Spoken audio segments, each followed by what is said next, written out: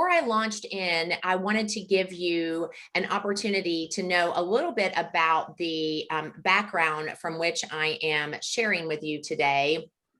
And so it's important for you to know that, so I've been in sales for 20 years. And yes, if you add on my teaching, that's really more like 30 years, because I really did feel like teaching chemistry was a sales job.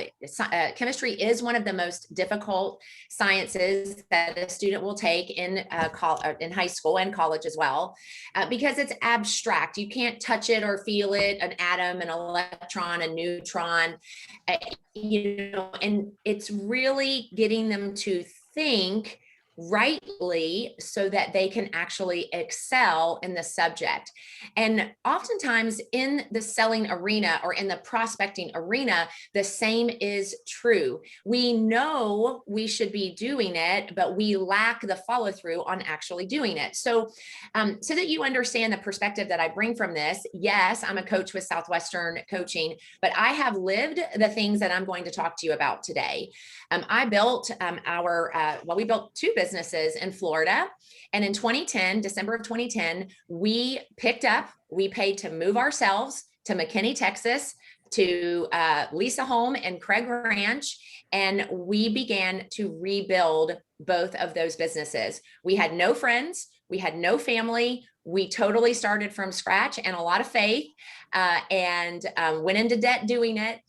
But we spent time doing the things that I'm going to talk to you about today in order to build those two businesses. And now it's my privilege to be able to actually coach folks in their selling profession, or maybe they're a sales manager or a business owner, to be able to elevate what they do. So first, let's have a little fun. I like to make my Zoom, anything I do on Zoom, I like for it to be interactive. So you got to text me your first and last name and your favorite emoji, or you can do a GIF. It's totally fine by me. But that way I can see what's currently trending on your emoji or GIF selection, because that allows us to have a little fun in the process of today as well. So you'll be, and then again, once you have my number in there, there'll be other opportunities for you to interact with me that way as well.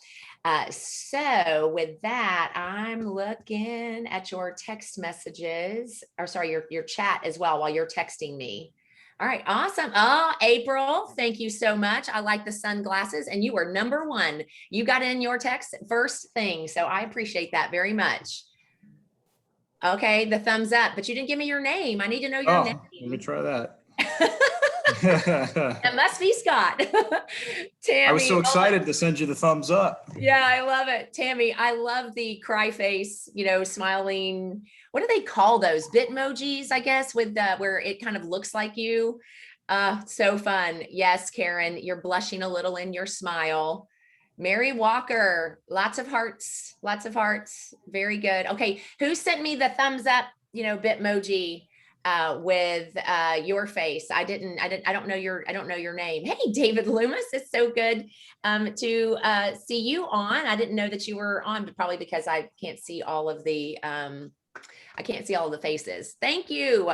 That was me. This is old like me. Steve, I think there's a little bit more hair there, my friend. All right. Well, I appreciate that. Let me tell you a little bit about Southwestern. We are based on a 165-year-old sales training division that began post-Civil War, training Union soldiers to sell door to door. So as we say in Texas, selling and training sales is not our first rodeo. We currently have over 16,000 people that have enrolled in coaching, everything from the mom and pop business to Fortune 500 CEOs that are taking advantage of our amazing rock star coaches in 8 different countries, and really making a difference in folks' businesses. So that's for whom I coach. And our whole focus is to elevate sales. And it's this idea of elevating both the practice and the perception of sales, right? Sales tends to get a bad rap People don't want to say, I'm a salesperson or I'm a selling professional. No, in fact, many people actually, and I'm going to take my screen sharing off. Many people walk around like they have an embroidered large P on their chest, kind of like the scarlet letter A, back from literature when you were going through school. But instead of an A, it's the P for pushy. People think if I call myself a salesperson or a sales professional, or if I say I sell anything, automatically all they see is this large P for you're going to be pushy. And I want to start today by saying that how you think about prospecting very much impacts how successful you will be in prospecting. And so from the get-go, I want you to change that P for pushy to words like, I'm passionate about the product that I offer or the service that I provide.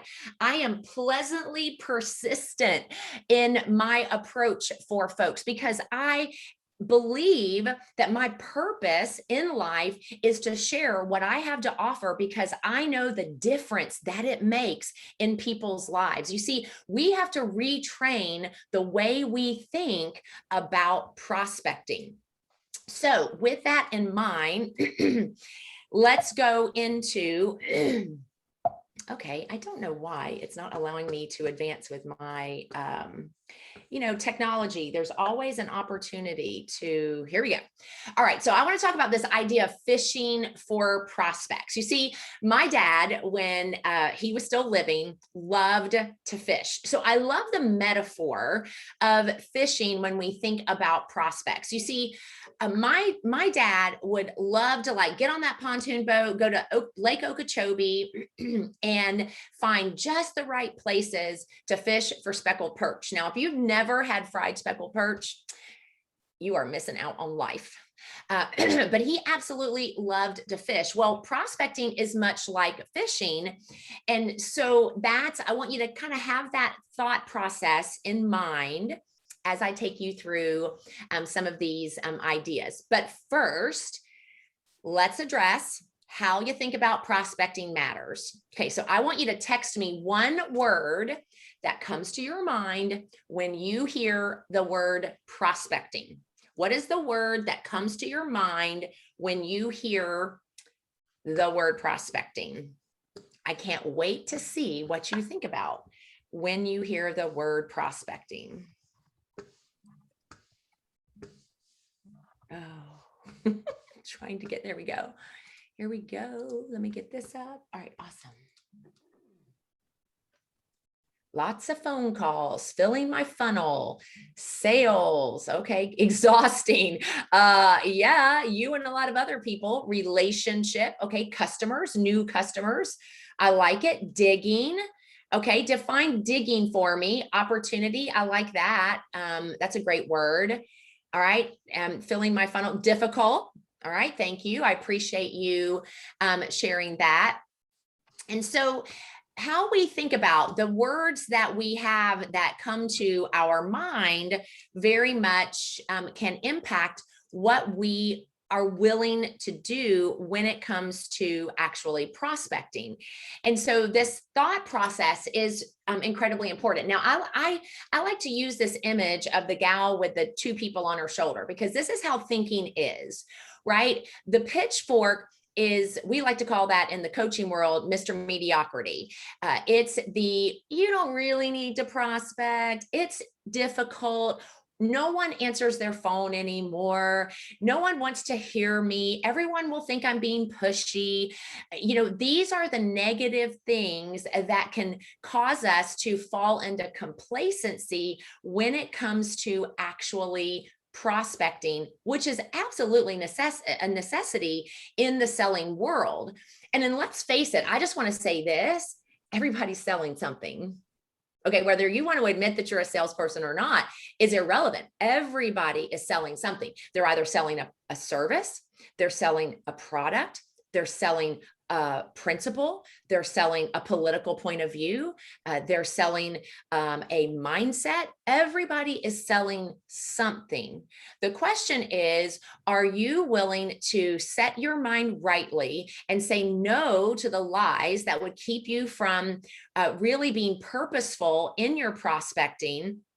Because mediocrity, all he wants is complacency. He wants to feed lies into your ear that would cause you to say no to doing that which would move your business forward, versus the halo, which is giving you the right thinking, that prospecting matters, that prospecting is an opportunity. I mean, thinking about these words you sent me, some of you, to gain new customers, to build relationships, to fill my sales funnel, to give me new opportunities, to help me increase my sales. To the extent that you're listening to either mediocrity or right thinking, what goes in your ears, what hangs out in your mind will very much impact what you do or don't do. And so with that, I want to go straight into 3 techniques that initially we want to talk about thinking about fishing for prospects, because most people, they're fishing in the same pond or the same location over and over and over again, and they're not getting different results, right? And so you've probably heard, if you keep doing the same thing over and over again, expecting different results, that is the definition of insanity. So here are 3 ways to think about prospecting. The first is ABP. Always be prospecting.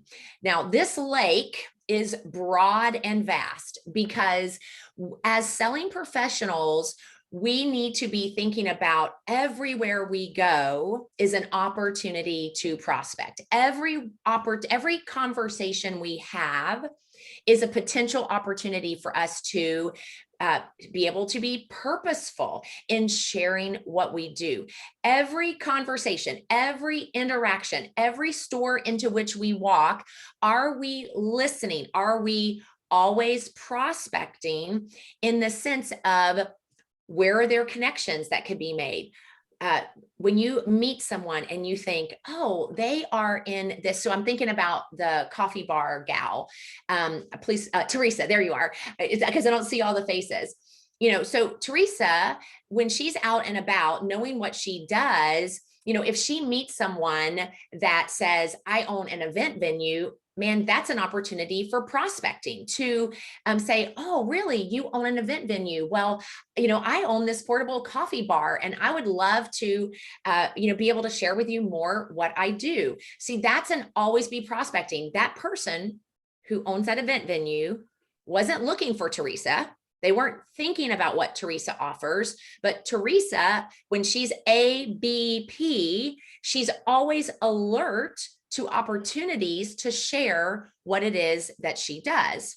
Now, you'll see over here on the right side of the screen, my 2 biggest suggestions for getting started on having an always be prospecting mindset. All right, so a hot 100 list. I do this with my clients, my coaching clients, and I will tell you, this is a game changer. If you do just this one thing, it'll be a difference maker for you. So a hot 100 list, these are, and we're going to base it on Frank. Okay. So Frank stands for, when you're creating your hot 100 list, you're going to think about your friends. You're going to think about your relatives. You're going to think about your associates or acquaintances. The N would be for neighbors. And the K could be for kids or like friends of your kids, friends, families, etc., or relationships based on your kids, like other soccer parents or sporting parents or whatever the case is. And if you do not have children, then it could be, you could actually make the K a C, which also has a K sound. And that could be, for example, church relationships. So there are other ways that you are able to fill that in, but your goal is to have a list of 100 names and phone numbers. Now, here's the key. These people you are not selling to. Your hot 100 is for you to now intentionally call them, have a conversation with them, and definitively and specifically ask them for introductions of who they know that you should be connecting with. You see, oftentimes in the selling arena, what happens, we always want to ask our friends and family to buy from us first. And then we could become dejected when they reject us because we're like, what? You don't love me? And then our mind, we get in our head and we start thinking, well, should I really be doing this if my friends and family don't support me, or the people who know, like, and trust me aren't supporting me? So it's important that we reserve our Hot 100 for asking of introductions. And many of you know that word to be referrals. I purposely used the word introduction because oftentimes people kind of get a little wigged out about referrals, but that's really the insider term. It's asking for referrals. And so your Hot 100 list, again, friends, relatives, acquaintances, neighbors, kids, or church connections, and you're not calling to sell, you're calling to ask for referrals. So I highly encourage that and you have to set aside time to actually do it, to be intentional in calling. Now, from the Hot 100 list, let's say you got 200 plus new names of people to call.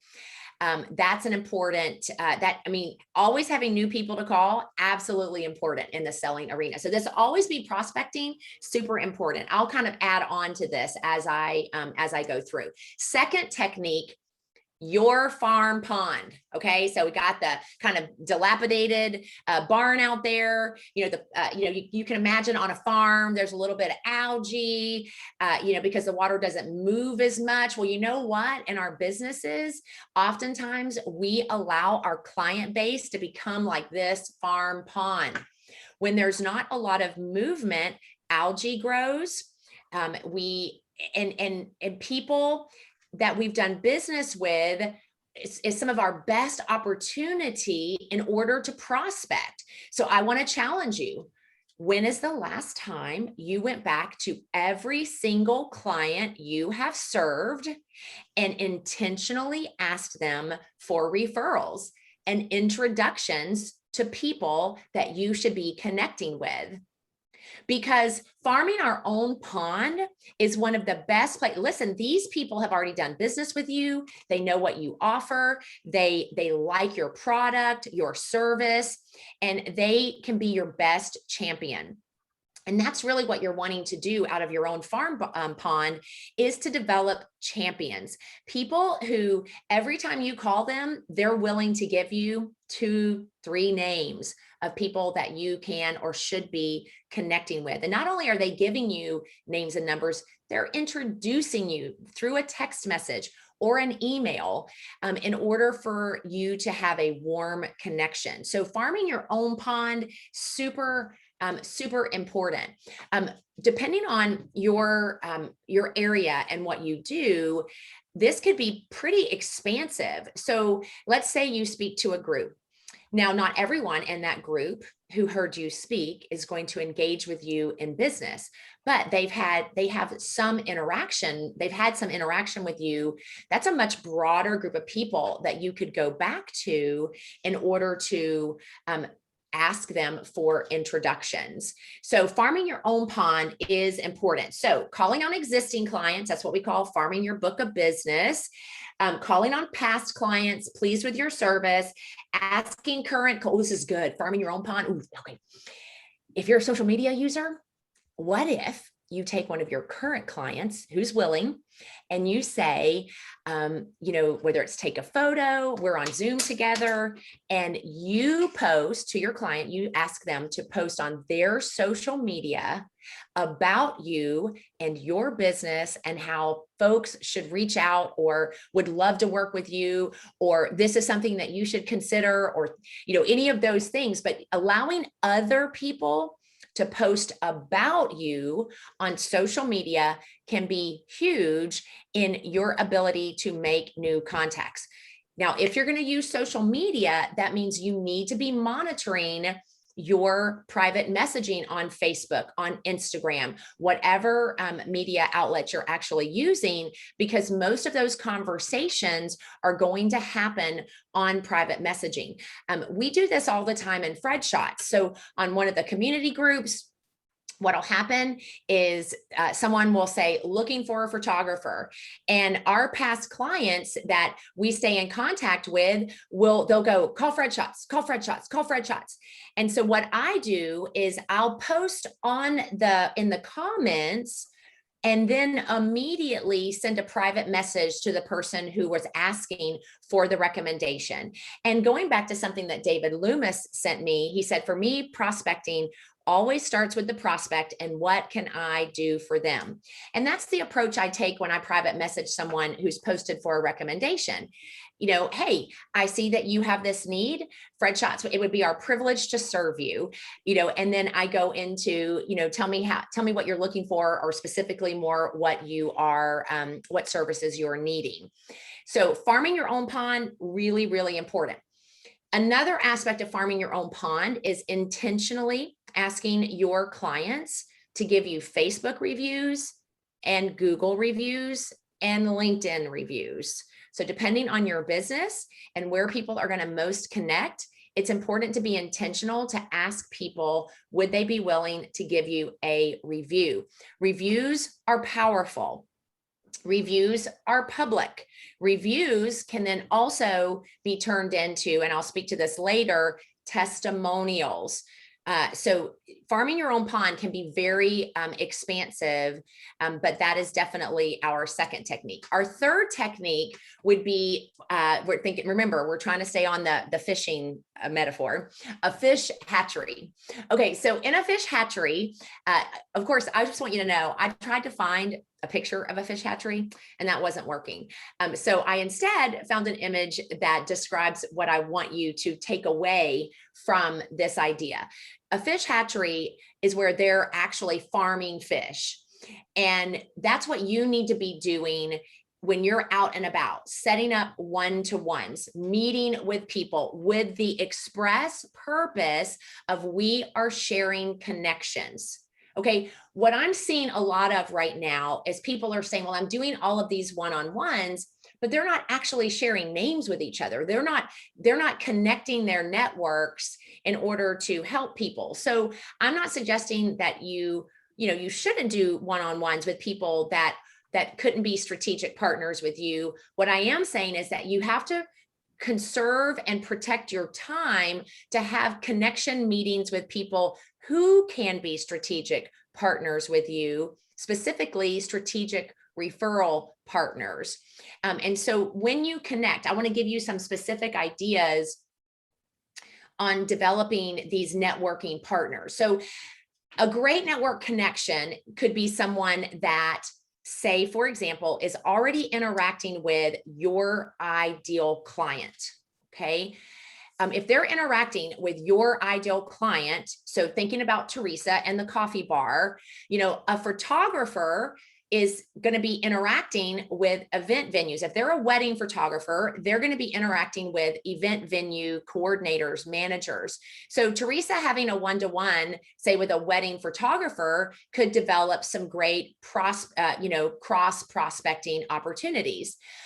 So you have to start thinking about who is my ideal client, and then who engages my ideal client in order to help us cross over and benefit each other from a business standpoint. So that's an important aspect. I think about Steve in the insurance realm, right? So Steve, if he were connecting with someone who is serving in medical capacity, folks who maybe are in need of insurance, or they connect with people who are taking insurance, looking for those strategic partnerships to be able, where it makes sense, where he will be able to be introduced to people who are looking or have a need. Sometimes that could just be having people post on social media for ideas like, I was in need of insurance. Steve helped me with that. I'm so grateful that I had that conversation. I would love to connect you with him. And then they are doing the introducing where that is concerned. But again, that means meeting, helping with, making sure the person who's posting for you has the right verbiage or language that's accurate to what you do. Again, that's why you have those conversations in order to do that. Here's another idea that I have found really, really helpful. Schedule a Zoom with someone who is a networking strategic partner, and each of you share your screens and you show your LinkedIn profile list. And then, so for example, if I were sharing my LinkedIn profile list with, let's say, Dawn and what Dawn does, and she's looking as I'm scrolling, she'll go, oh, right there, Mary. That would be someone, but based on where Mary works or what her title is, Dawn might go, that would be a great connection for me. I'm like, okay, super. So I write down Mary's name, and we do that. And Dawn would give me 2 or 3 names, and then I would stop my screen share. Dawn would share her screen. I would go through her LinkedIn and go, you know what? I think so-and-so, so-and-so, and so-and-so would be a good connection for me. Then what we do is right then and there on Zoom, we open up our email, and I am doing email introductions between Dawn and the 3 names that she gave me so that I can be a warm introduction for her. And in turn, she's doing 3 email introductions, introducing me to folks so that I have a warm introduction. But let me just give you, oh, thank you for the picture of the fish hatchery. I love it. I don't know your name, but thank you. I will definitely put that in my my files. So with that, let me give you a couple of other things that I think are important on when you're doing this LinkedIn hit list. That's what we call them, a hit list. You want to get golden nuggets. This is important. A golden nugget would allow me to be more effective in my actual approach with people. So that I can actually demonstrate this for you, let me actually stop screen sharing so I can see more of you on the screen. Okay, who is willing to be a volunteer to role play with me so that I can actually demonstrate for you the appropriate way of asking for an introduction? All right, April, it's all about you, girl. Unmute yourself. Okay. So April, you're hearing what I'm sharing about selling and, and these ideas. Who do you know that's a business owner, a sales manager, a selling professional that would be a great connection for me? I would probably say my senior marketing director through, the company most people would recognize is Transamerica. Okay. All right. Give me the name. Tell me the name, April. Armando Palomino. Okay. So Armando, now something that I want to point out to you all, you need, when you're speaking to someone, to ask them for an introduction. The goal is to get a name out of their mouth. Okay. Because our brain is filled with names. We know thousands of people. We have to get the brain activated to start honing in. We call that technique isolating faces. Now, if April had not come directly to, you said Transamerica, right? Yes. Then a way to get someone to isolate faces would be, well, I know you're involved in your church group, or I know you go to networking on Thursday. Who is someone that you see on a weekly basis that's a business owner, a salesman, right? So you can get them to isolate faces by leveraging how you know they're connected. Okay, so now let's go back to Armando. Tell me, is Armando talkative? Is he more direct? Is he warm and fuzzy? Is he more he's more direct out of those. Okay, so he's direct. What is one thing you respect about Armando? If he thinks you're not doing a good job and need to work on it, he will tell you. And whether you realize it at that point, up to that point or not, basically he's trying to tell you to help you so you'll get better and do better. And so, yeah, whether you like, He whether speaks the you truth in love. He says, sounds like Yeah. he speaks the truth in love. Okay. Yeah. So now let me put this all together for you. I asked two very important questions of April about the person she's introducing me to. I asked talkative, direct, warm and fuzzy. This is what we call a navigate question. You might call it a temperament question. Listen, if someone is talkative, then I know I need to spend a little more time building rapport on my approach on the front side. If someone is direct, they're going to be like, what are you calling me for? What do you want? What are you offering? Like that, just get to the point. Don't waste my time. So that's the first important question, a gauging question for your approach. The second question for men, I ask, what do you respect about them? Because men land on respect. They want to be respected. So I always value hearing what someone respects about a man. Now, please hear me. That's not to say that women don't want to be respected. But most of the time, women will think about other women. The question I will use there is, what do you love about her? Then I get great information about that, so that when I call Armando, I'm able to, I'm prepped with what we call golden nuggets that allow me to make a great first impression, and you only get 7 seconds. And I'm going to get farther faster because I'm able to share something with him. First of all, a mutual connection. Armando, so great to speak with you. April tells me that she respects the fact that you are willing to help people grow because you're willing to share with them where they have opportunity for growth. And he's connecting April. He's connecting something nice being said about him. And that allows us to go forward in the process more effectively. So I highly, highly encourage that it's not just asking for the introduction. You need to get some information on the front side in order to make that as effective as possible. Thank you, April. I appreciate that. You can go ahead and remute yourself so that it's not constantly popping. Yeah, no, appreciate you. Okay. So let me pause right here. This will probably be a good opportunity before I give you, because I've got a couple of others that I want to give you. Do you have any specific questions about these particular 3 techniques? So let me know. Okay, Scott had to hop off for a 10 a.m. call. Awesome. Super. Anybody have any questions? It's okay if you don't, but I just wanted to pause. All right. Very good. Let's move on. The next aspect that I wanted to share with you is this idea of wow, how.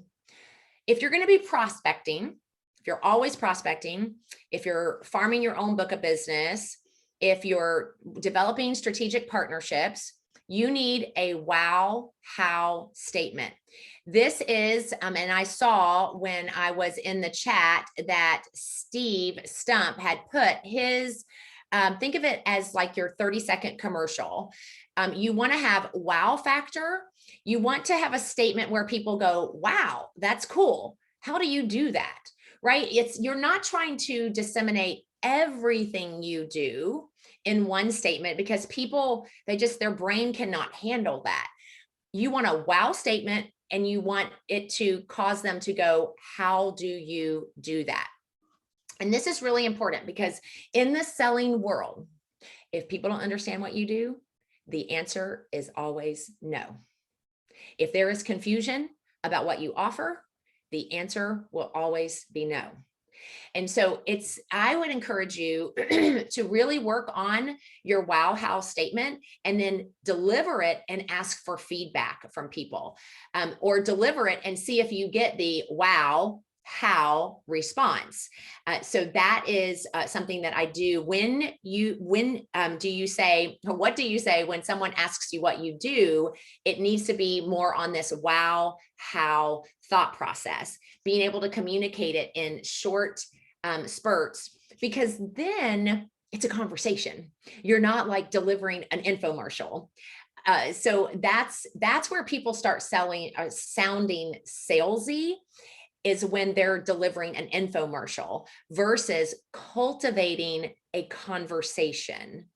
Wow how helps you to cultivate a conversation that allows you to tell more. So like one of my wow how statements is I'm in the habit transformation business.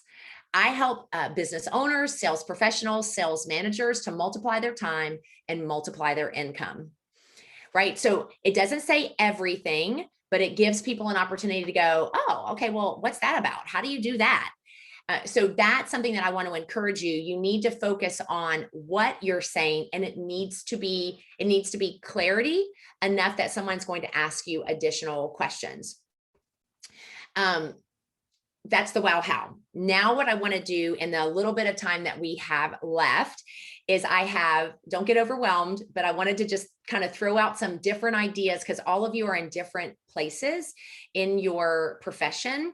But I have 12 different things that I'm going to kind of briefly walk through about just other ideas about keeping your name and face in front of people. Prospecting is about being seen, being heard, being known, reminding people. It takes them 7 times of seeing your face, your name, your pitch for you to become memorable. So I know for like Steve Stump, myself, David Loomis, I know there's some other people on here. We are in networking together. And so every Wednesday morning, we're hearing each other's commercials. We're seeing each other's faces. It was in person. It's presently, on a Zoom box. But we know what each other does as a result because we're hearing it over and over again. So there's value in that. Okay. So the first thing is be a chamber member. Now, hopefully, if you're on this Zoom, you're already a member of the Allen Fairview Chamber. If you're not, you need to be a member of the chamber. When we moved here 10 years ago and we knew no one, I visited 5 different chambers. I landed in one because that was what was feasible for me at the time. And now we're members of 2 different chambers. But I will tell you, chamber membership works. And no, Sharon and Sandra did not ask me to do a commercial for them. But I am telling you, if you want to grow your business, if you want to prospect more effectively, then be a chamber member, and don't just be a member to be a member. That does not help you. You need to be an attender as well. And that's number 2, attend networking events. Get your face out there, engage with people, ask questions, find out what other people are doing, be engaging where that's concerned. And then that number 3, get involved in the community. One of the reasons why Fred and I are so committed to being chamber members is because we want to be involved in the community, and we know what's going on in the community because we're connected with the chamber. And we try to volunteer as much as we can. So volunteer for a nonprofit. It's an incredibly effective way for people to see, I'm not just here to sell you something. I'm here to serve you. See, I believe in servant selling. So I'm just going to pause here and say this.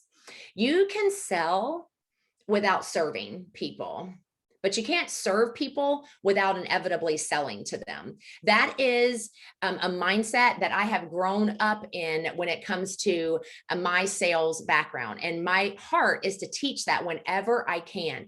If you will focus on serving people, you will inevitably sell to people when they see that you are investing, that you care about others, that it's not just about the product or the service that you're offering. It's that you're willing to get out there and serve.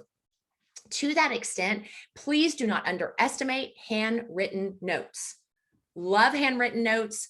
I send cards almost daily because I'm so committed to this keeping it personal mindset. You want to build strategic partners. You want people who are they're in your corner. They're wanting to help you be successful. Get into the habit of writing handwritten notes, showing your gratitude, letting people know how much you appreciate them or that you're thinking about them. I just am a big proponent of it. Okay, email campaigns. Listen, if you've got a limited budget, MailChimp will allow you to send to 2,000 emails once a month. Okay. That would be better than no emails at all. And that's free on the MailChimp. And then you can pay subscriptions. There's all kinds of options for you where email campaigns are concerned. I just encourage you, if you're using something like a Gmail account, they do have daily limits to the number of emails that you can send. And there are other subscription-based services like Constant Contact and other that you can pay to have that email campaign option. And that kind of goes right into number 7. Follow up, follow up, follow up. 7 times minimally to really make progress with a potential new prospect. Okay, number 8, social media posts by your clients. I kind of already mentioned that. I just wanted to come back and revisit it to remind you that this really does work when you get your clients involved in actually talking about you on your behalf rather than just you posting yourself. Ask for and collect testimonials. This is really big. I am working with some clients right now that they are collecting testimonials so that when you approach a prospect, a new potential client, it's not just you saying to them, what I offer is awesome, or you should really try this product, or this service is going to be, transformational. Let someone else tell them that through a third-party testimonial. People want to know what other people think about your product and service. So ask for and collect testimonials that you can use when you're prospecting. So if you're always prospecting, you want to have a third-party story that you can share in your mind. Okay, 10, market yourself with events. Create your own events if you need to. You can do your own events, whether it's you have a workshop, an informational workshop so that people know about it, or you have a community event, or you sponsor an event, but market yourself with events. Again, you're getting your face and name out there. 11, if you enjoy speaking, find places to speak. This is a great way to be able to prospect effectively. And if you don't use it, Google searches can be amazing.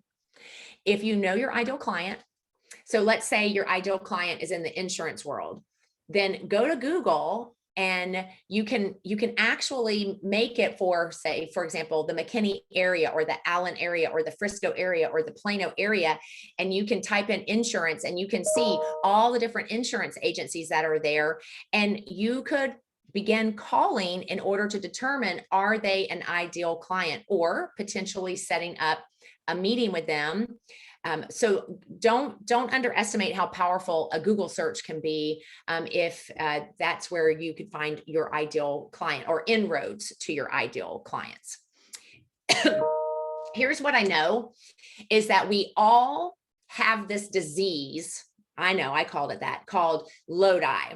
Law of diminishing intent.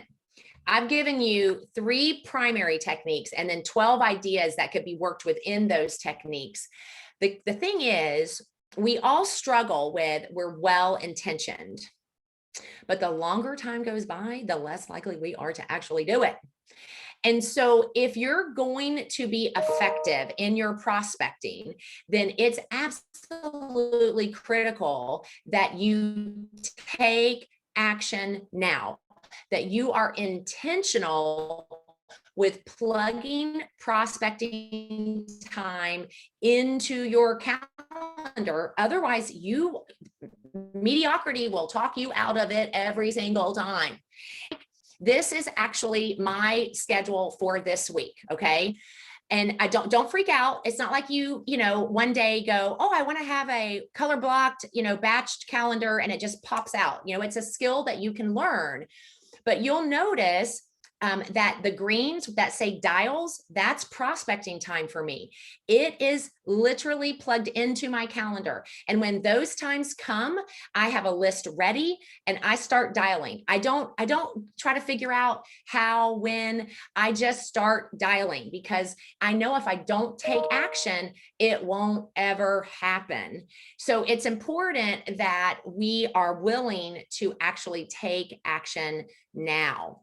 So with that, you've gotten 3 techniques and you've gotten these 12 ideas that, really can be a difference maker for you.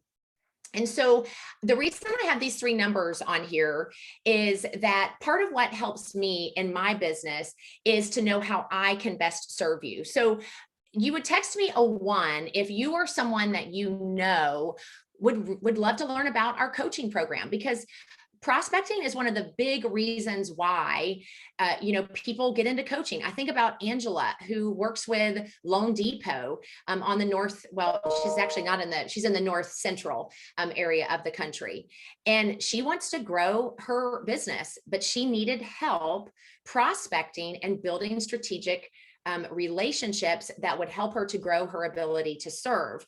And so it's one of the big reasons why people get into coaching. So if you are someone that you know would like to learn more, text me a 1.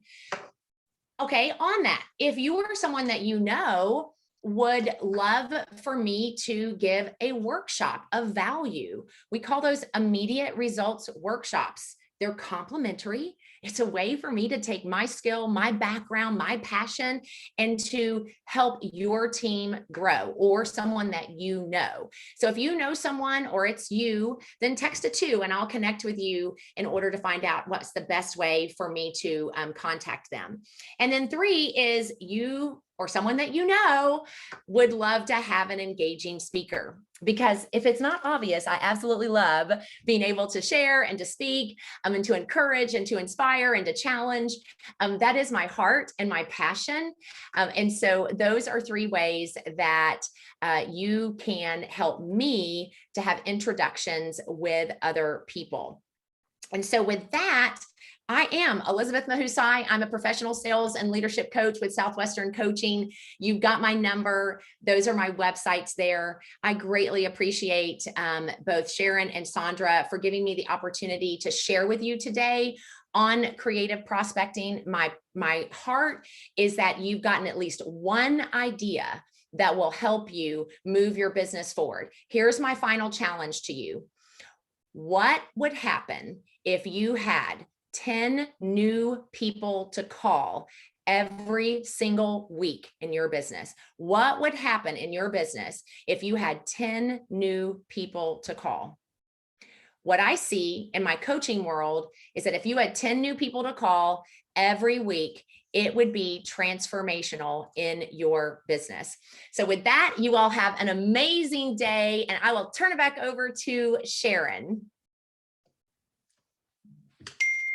Hello. Thank you so much, Elizabeth. You are welcome. A great presentation, and the emoji you didn't recognize with the thumbs up like this was without my glasses. I am going to just let each of you on the call know that I have recorded this, and with Elizabeth's permission, we will share the link to the recording.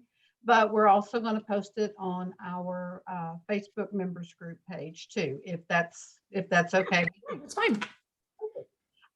If anyone has, we have like maybe 4 seconds or 4 minutes. I know Elizabeth needs to sign off very quickly to get to another one of those categories on her calendar. So if you have a question, raise your hand, do something so that I know, unmute yourself. And yeah, absolutely. Oh, Steve Reed, I'm glad you liked the LinkedIn screen sharing idea. I'm telling you, that's a huge difference, because Lodi, I'll say to Steve, man, I want to introduce you to someone. And then 2 days goes by, I've totally forgotten. It's not that I didn't want to introduce Steve to someone. It's that life just happens. So like, do it where it's right then and there. So yeah, I'm really glad that you liked that idea.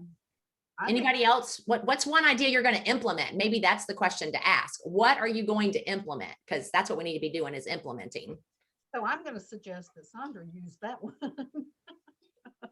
Oh, the LinkedIn? Yes, and she's our major prospector out there. Yeah, that's a great idea. What are you implementing? Unmute and share.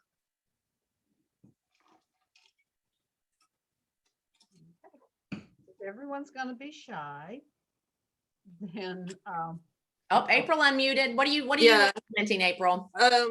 Actually, I've kind of just put this into place the last 2 weeks, and that's follow up. And I'm working hard every day. It seems like all day long following up, but I'm getting results too. So yeah, That's definitely. awesome. Yeah. Someone asked me to put my email back up. So let me pull that back up for you so that it's up there. There you go. Oh, actually, you know what? It's because my email's not here. This is my, you can email me through my website, but it's Mahusay@southwesterncoaching.com.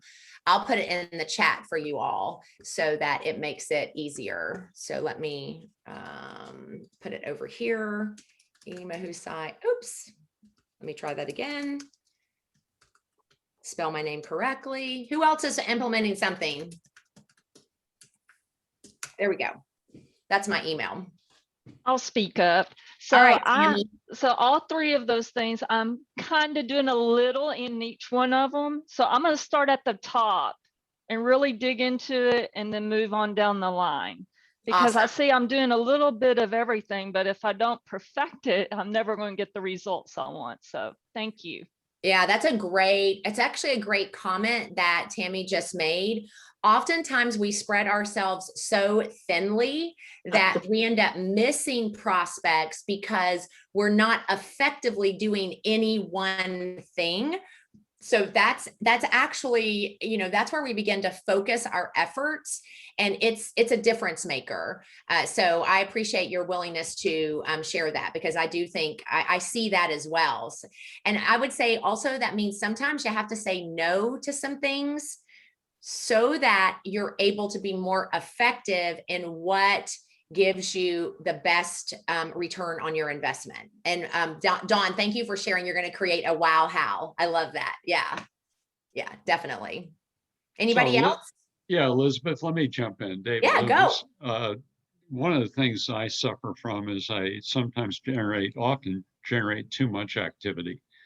And I'm not as good at follow-up because I lose track of where I am with this and that generation of leads. And I sit there and say to myself, now, did I do this or did I do that? And I actually asked someone for a networking meeting recently, and she said, well, we had one a week ago. It was embarrassing. Yeah, so that's an example of, right, like we need systems in place so Yep. that we can manage them well. And that's another reason why, right, people do coaching, because systems really are a difference maker. I mean, goodness, if you've got too many leads, if you had a great system, right, you could be earning even more money, right? But when you've got a good follow-up, and if you're good at prospecting, that's where you want to be. I have so many prospects. I need help managing my time even better so that I can be more effective in my follow-up. I love that. Very good. Thank you. Thank you for sharing, Daisy. Yeah, absolutely. So, okay, we are now at 10:30. We promised Elizabeth that we would end at this time, and so we're going to. We want to say a great big thank you. So everybody give her a virtual thumbs up or applause for a great presentation. And we look forward to scheduling more of these with you in the future. Awesome. Thank you so much, Sharon. You all have a great day. Thanks, Bye. everyone.